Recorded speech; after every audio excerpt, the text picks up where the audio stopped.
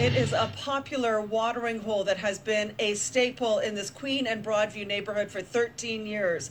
But like so many eateries, it has been hanging on by a very thin margin, according to its owner. And COVID-19 has pushed it over the edge. He says this restaurant will not reopen. I lost everything, so I lost my house, everything. But I mean, that's not going to be uncommon. It's just going to be probably standard right now, depending on how much people are invested in their business. I was probably not one of the smart ones and fully invested, so I had everything in it. Michael Summerfield has been in the restaurant business since he was 24.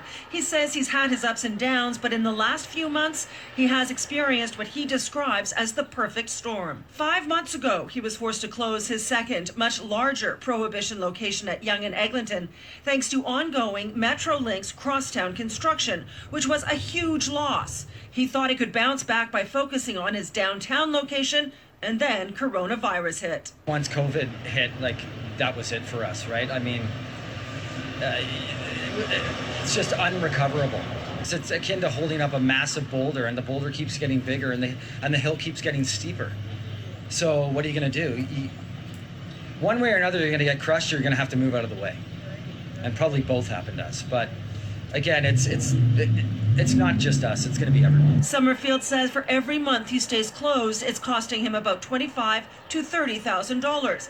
Like so many of the $40,000 loans that the federal government has offered small businesses, is not going to help him dig himself out. And he, of course, is not alone.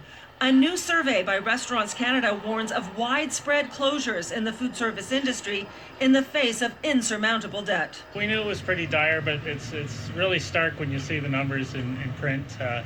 About half of independent restaurants don't think they'll be able to survive the COVID crisis. The restaurant industry is particularly vulnerable to a shutdown like this, not only because margins are razor thin, but unlike other retail businesses, a big chunk of their overhead comes from food, which they had to get rid of.